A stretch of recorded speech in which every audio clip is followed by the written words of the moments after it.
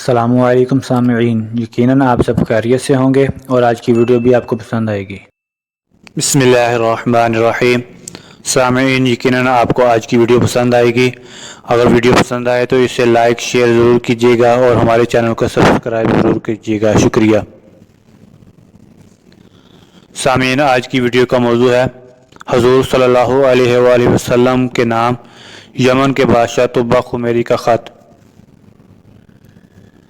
حضور صلی اللہ علیہ وآلہ وسلم کے دنیا میں تشریف آوری سے 1000 سال پیشتر یمن کا بادشاہ طبع خمیری تھا۔ ایک مرتبہ وہ اپنی سلطنت کے دورے کو نکلا۔ 12,000 عالم، حکیم اور 1,32,000 سوار، 1,13,000 پیادہ اپنے ہمراہ لیے ہوئے اس شان سے نکلا کہ جہاں بھی پہنچتا اس کی شان و شوکت شاہی دیکھ کر مخلوق خدا چاروں طرف نظارہ کو جمع ہو جاتی۔ یہ بادشاہ جب دورہ کرتا ہوا مکہ معظمہ پہنچا تو اہل مکہ سے کوئی اسے دیکھنے نہ آیا۔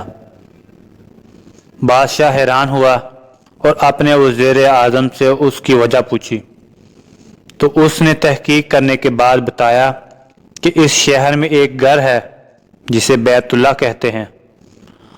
اس کی اور اس کے خادموں کی جو یہاں کے باشندے ہیں تمام لوگ بے حد تعظیم کرتے ہیں، اور جتنا آپ کا لشکر ہے اس سے کہیں زیادہ دور اور نزدیک کے لوگ اس گھر کی زیارت کو آتے ہیں اور یہاں کے باشندوں کی خدمت کر کے چلے جاتے ہیں۔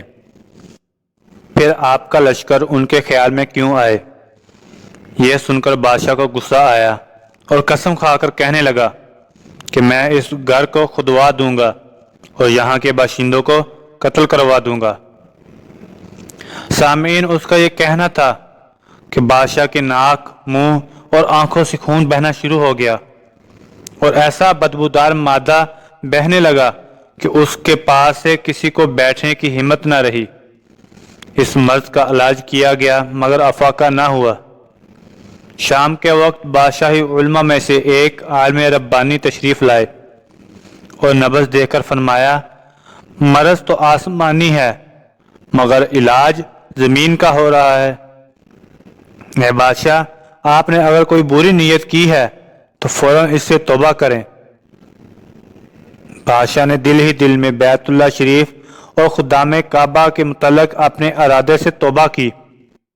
توبہ کرنے کے بعد اس کا وہ خون اور مادہ بہنا بند ہو گیا اور ساتھ ہی اللہ تعالیٰ نے اسے ایمان کی دولت سے مالا مال کر دیا۔ پھر صحت کی خوشی میں اس نے بیت اللہ شریف کو ریشمی غلاف چڑھایا اور شہر کے ہر باشندے کو 7 اشرفی اور 7 ریشمی جوڑے نظر کیے۔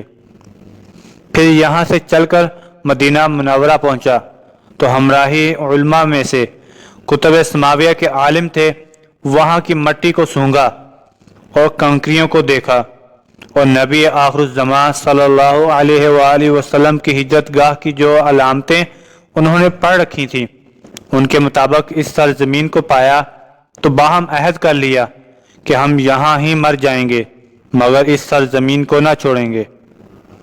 اگر ہماری قسمت نے یاوی کی تو کبھی نہ کبھی جب نبی آخر الزمان صلی اللہ علیہ وآلہ وسلم تشریف لائیں گے تو ہمیں بھی زیارت کا شرف حاصل ہو جائے گا، ورنہ ہماری قبروں پر تو ضرور کبھی نہ کبھی ان کی جوتیوں کی خاک اڑ کر پڑ جائے گی جو ہماری نجات کے لیے کافی ہے۔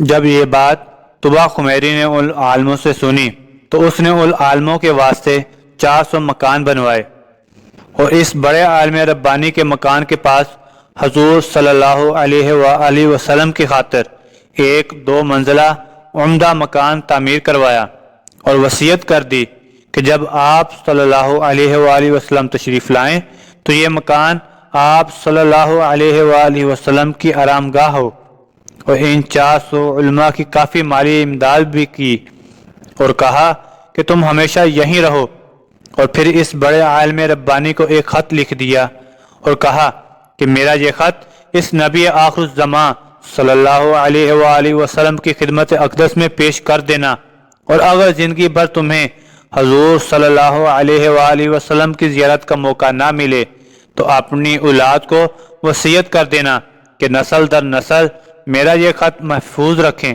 حتیٰ کہ سرکار ابد قرار صلی اللہ علیہ وآلہ وسلم کی خدمت میں پیش کیا جائے۔ یہ کہہ کر بادشاہ وہاں سے چل دیا۔ وہ خط نبی کریم صلی اللہ علیہ وآلہ وسلم کی خدمت اقدس میں 1000 سال بعد پیش ہوا۔ کیسے ہوا اور خط میں کیا لکھا تھا؟ سنیے اور عظمت حضور صلی اللہ علیہ وآلہ وسلم کی شان دیکھیے۔ خط کا متن کچھ یوں تھا: کم ترین مخلوق طبع اول خمیری کی طرف سے، شفیع المذنبین سید المرسلین محمد رسول اللہ صلی اللہ علیہ وآلہ وسلم، اما بعد۔ اے اللہ کے حبیب، میں آپ پر ایمان لاتا ہوں اور جو کتاب آپ پر نازل ہوگی اس پر بھی ایمان لاتا ہوں، اور میں آپ کے دین پر ہوں۔ پس اگر مجھے آپ کی زیارت کا موقع مل گیا تو بہت اچھا و غنیمت، اور اگر میں آپ کی زیارت نہ کر سکا تو میری شفاعت فرمانا اور قیامت کے روز مجھے فراموش نہ کرنا۔ میں آپ کی پہلی امت میں سے ہوں اور آپ کے ساتھ آپ کی آمد سے پہلے ہی بیعت کرتا ہوں۔ میں گواہی دیتا ہوں کہ اللہ ایک ہے اور آپ اس کے سچے رسول صلی اللہ علیہ وآلہ وسلم ہیں۔ شاہ یمن کا یہ خط نسل در نسل ان 400 علماء کے اندر حرز جان کی حیثیت سے محفوظ چلا آیا، یہاں تک کہ 1000 سال کا عرصہ گزر گیا۔ علماء کی اولاد اس کثرت سے بڑھی کہ مدینہ کی آبادی میں کئی گنا اضافہ ہو گیا، اور یہ خط دست بدست مع وصیت کے اس بڑے عالم ربانی کی اولاد میں سے حضرت ابو ایوب انصاری رضی اللہ تعالیٰ عنہ کے پاس پہنچا، اور آپ نے وہ خط اپنے غلام خاص ابو لیلہ کی تحویل میں رکھا۔ اور جب حضور صلی اللہ علیہ وآلہ وسلم نے مدینہ ہجرت فرمائی اور مدینہ کی الوداعی گھاٹی مصنیات کی گھاٹیوں سے آپ کی اونٹنی نمودار ہوئی، اور مدینہ کے خوش نصیب لوگ محبوب خدا کا استقبال کرنے جوک در جوک آ رہے تھے، اور کوئی اپنے مکانوں کو سجا رہا تھا تو کوئی گلیوں اور سڑکوں کو صاف کر رہا تھا، اور کوئی دعوت کا انتظام کر رہا تھا، اور سب یہی اصرار کر رہے تھے کہ حضور صلی اللہ علیہ وآلہ وسلم میرے گھر تشریف لائیں۔ حضور صلی اللہ علیہ وآلہ وسلم نے فرمایا کہ میری اونٹنی کی نکیل چھوڑ دو، جس گھر میں یہ ٹھہرے گی اور بیٹھ جائے گی وہی میری قیام گاہ ہوگی۔ چنانچہ جو 2 منزلہ مکان شاہ یمن طبع خمیری نے حضور صلی اللہ علیہ وآلہ وسلم کی خاطر بنوایا تھا، وہ اس وقت حضرت ابو ایوب انصاری رضی اللہ تعالیٰ عنہ کی تحویل میں تھا۔ اسی میں حضور صلی اللہ علیہ وآلہ وسلم کی اونٹنی جا کر ٹھہر گئی۔ لوگوں نے ابو لیلہ کو بھیجا کہ جاؤ حضور صلی اللہ علیہ وآلہ وسلم کو شاہ یمن طبع خمیری کا خط دے آؤ۔ جب ابو لیلہ حاضر ہوا تو حضور صلی اللہ علیہ وآلہ وسلم نے اسے دیکھتے ہی فرمایا، تو ابو لیلہ ہے؟ یہ سن کر ابو لیلہ حیران ہو گیا۔ حضور صلی اللہ علیہ وآلہ وسلم نے فرمایا، میں محمد رسول اللہ صلی اللہ علیہ وآلہ وسلم ہوں، شاہ یمن کا یہ خط تمہارے پاس ہے، لاؤ وہ مجھے دے دو۔ چنانچہ ابو لیلہ نے وہ خط دیا۔ حضور صلی اللہ علیہ وآلہ وسلم نے پڑھ کر فرمایا، صالح بھائی طبع خمیری کو آفرین و شاباش ہے۔ شاہ یمن طبع خمیری کی خوش نصیبی دیکھیے۔ آپ سب حضرات سے گزارش ہے کہ ایک مرتبہ درود شریف پڑھ لیجئے۔ جزا اللہ عنا محمد ما هو اہلہ۔ اس ویڈیو کو لائک شیئر کیجئے اور چینل کو سبسکرائب کیجئے۔ شکریہ، جزاک اللہ۔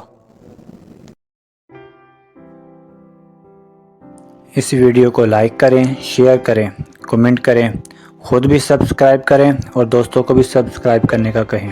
شکریہ۔